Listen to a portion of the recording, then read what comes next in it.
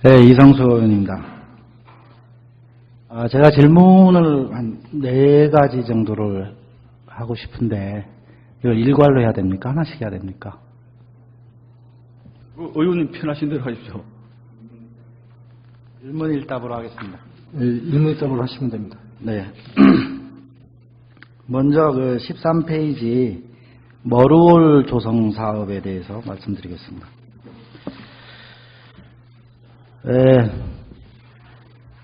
국가나 지방자치단체나 기관, 대기업 이런 곳에서 자영업을 진출하는 것은 안 됩니다.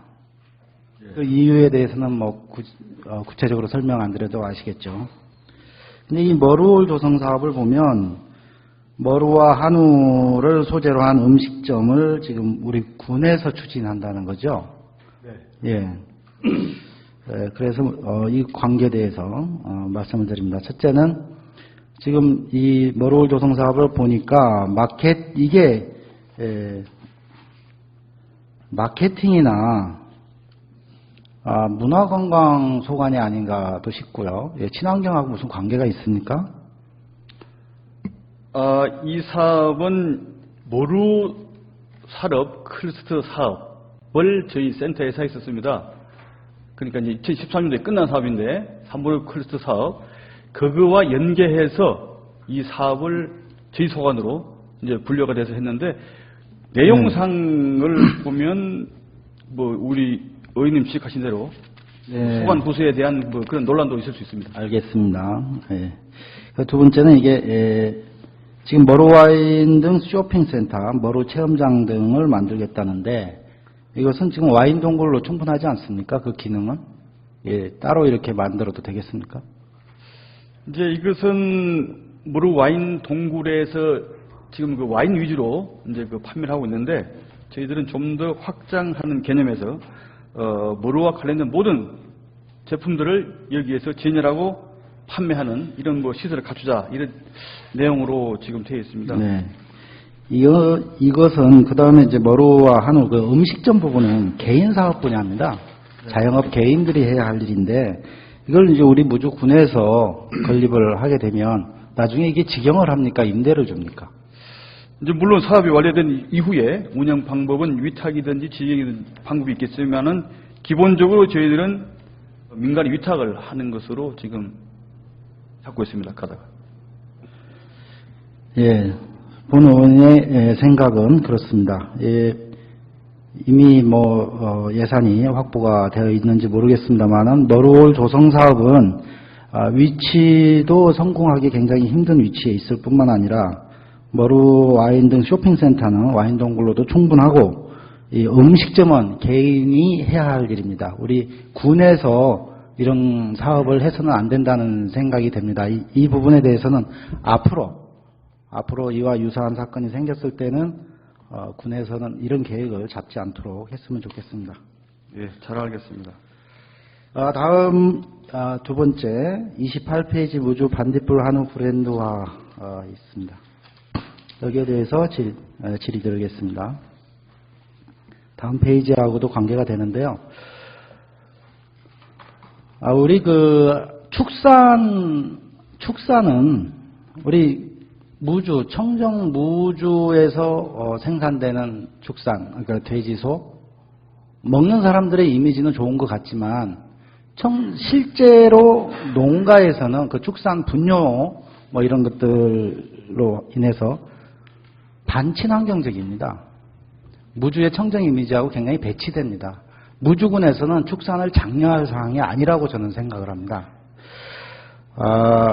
그리고 두 번째는 FTA 등 농업 이제 개방, UR 이후에 이제 농업 개방 후에 중앙 정부에서도 경쟁력 저하가 예상되는 그런 그 축산 분야가 특히 경쟁력이 저하가 예상이 되기 때문에 정부에서는 제가 알기로도 한우농가 축소 정책을 지금 실시하고 있는 걸로 알고 있습니다. 그래서 한우농가가 폐농을 하게 되면 뭐 지원금까지 주면서 폐농을 하고 있는데 우리는 베네수까지 지원을 해가면서 지금 축산을 장려한다. 이거 좀 많이 중앙정부 정책하고도 배치되는 부분이고, 또 세 번째는 우리 그 과거의 그 전두환 정부 시절에 지금 우리 무주군에서 시행하는 베네소 정책과 비슷한 정책을 많이 했었습니다.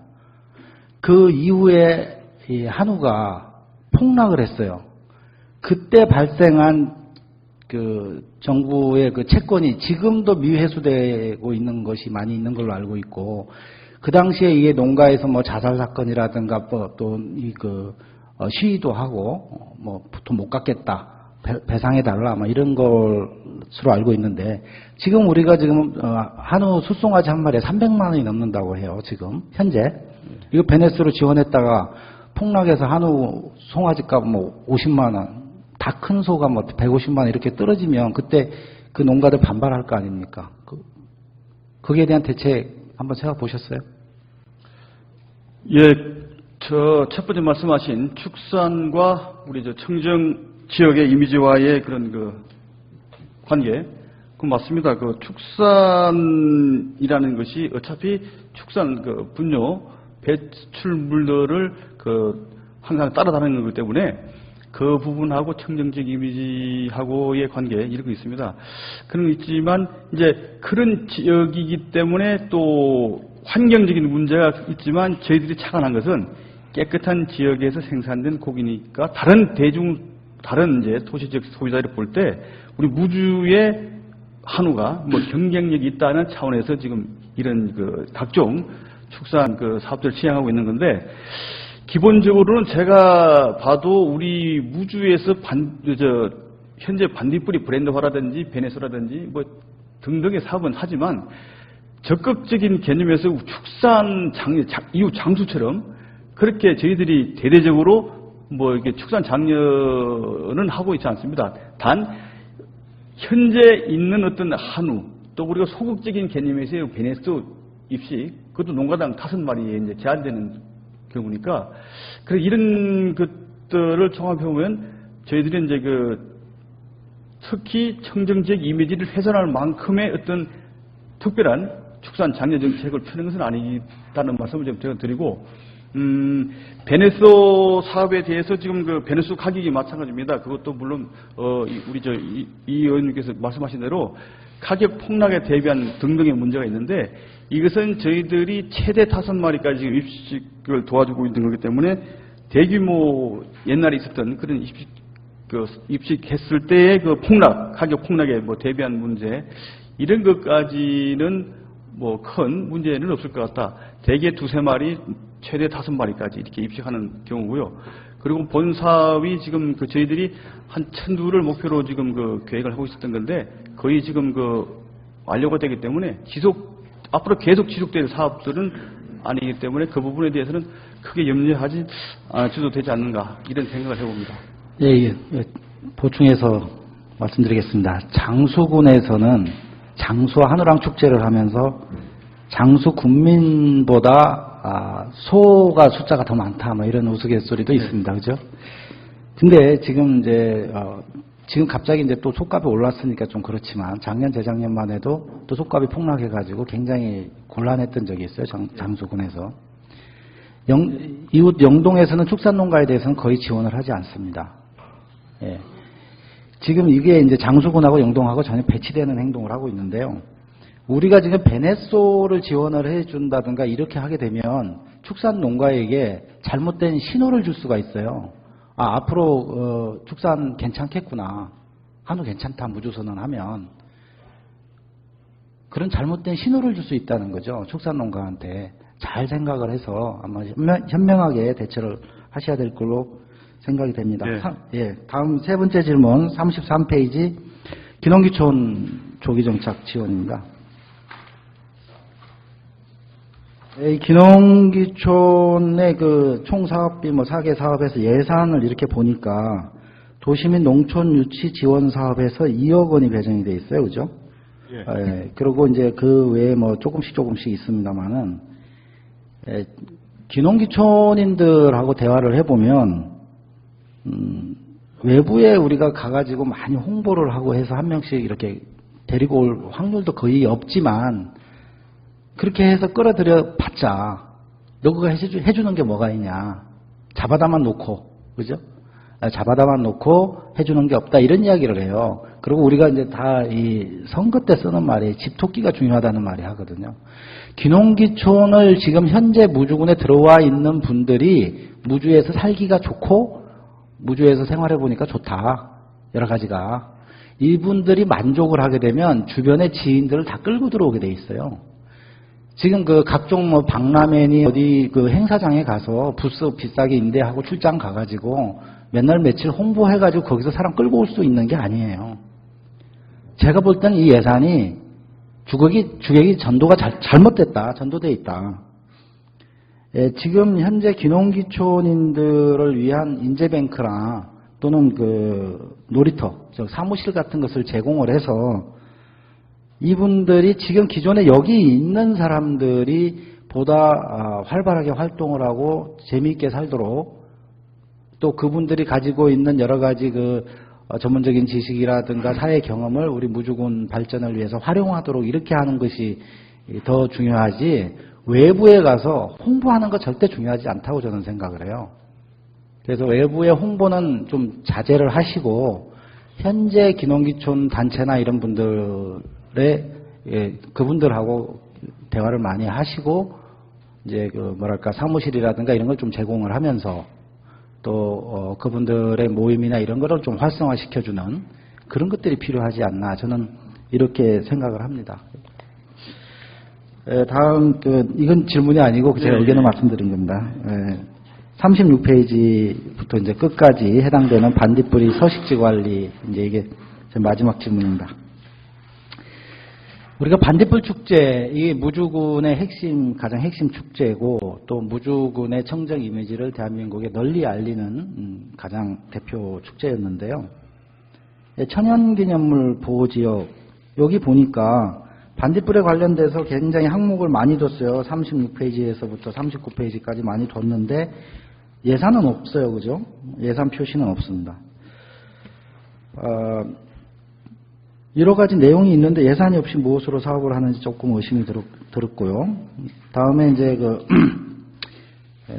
습지 조성하는 부분이 있었습니다. 습지 반딧불 서식지 또는 그 신비탐사 투어하는 곳에 반딧불이가 별로 나타나질 않는다. 그럼 반딧불이를 많이 나타나게 하기 위해서는 그쪽에 이제 살기 좋은 습지를 조성을 해줘야 되는데 그 민간인들이 거기서 그냥 농사 짓고 농약 뿌리고 뭐 친환경 자재 아무리 공급해 준다고 해도 비료 주고 해가지고 반딧불 서식 환경이 되살아나지 않습니다.